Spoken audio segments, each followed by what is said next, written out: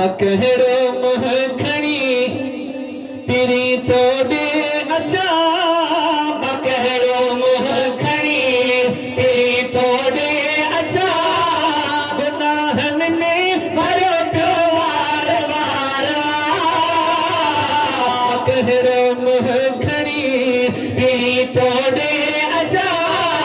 मकहड़ो मुह खणी पिरी तोड़े अचा गुनाहन में भरो पियो वार वार मूंखे हक़ ई न आ त हथ लोॾे अचा मूंखे हक़ ई न आ त हथ लोॾे अचा गुनाहन में भरो पियो वार वार मकहड़ो मुह खणी पिरी तोड़े अचा मकहड़ो मुह खणी पिरी तोड़े अचा करे चओ त सुभान अल्लाह अदा हर कंहिंखे पंहिंजा गुनाह साम्हूं अचनि था सभु कंहिंखे पंहिंजे गुनाहनि जी ख़बर आहे को बि वार वांदो न आहे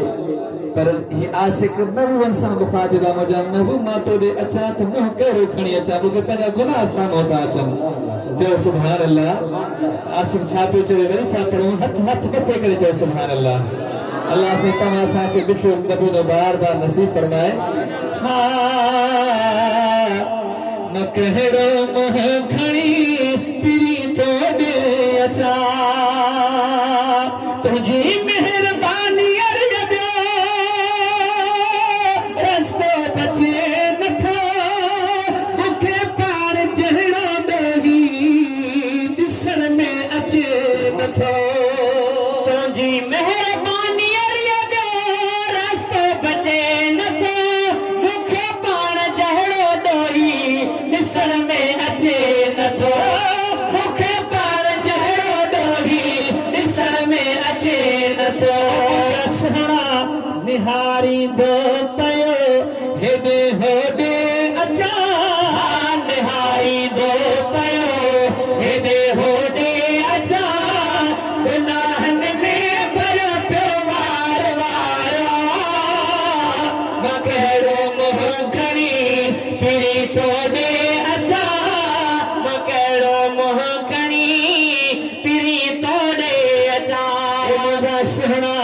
तुंहिंजे अगर ते तुंहिंजे आस्थाने ते तुंहिंजे हरम में जेको तुंहिंजो आशिक पहुचे ऐं तुंहिंजे हुज़ूर में अल्लाह जे हुज़ूर में दुआ घुरे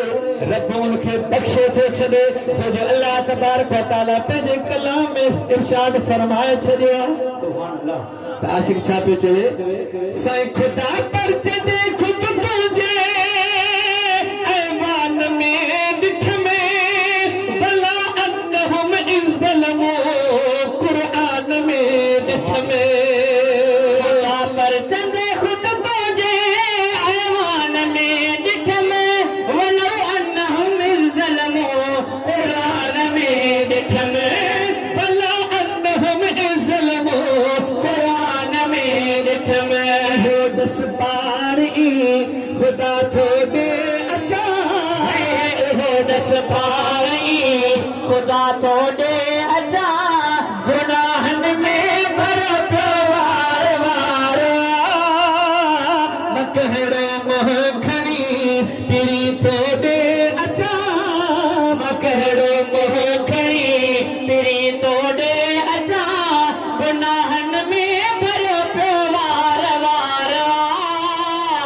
मकहड़ो मुह खणी पिरी तोड़े अचा अॻे बि त भेरा मूंखे दर ते सॼो हुई सखी पंहिंजे दरवाज़े तां नवाज़े छॾियो हुई अॻे बि त भेरा मूंखे दर ते सॼो हुई सखी पंहिंजे दरवाज़े तां नवाज़े छॾियो हुई हा सखी पंहिंजे दरवाज़े तां नवाज़े छॾियो हुई बंदड़ो वरी चओ सुभान अल्लाह हाँ इहे बंदड़ो वरी सखा जो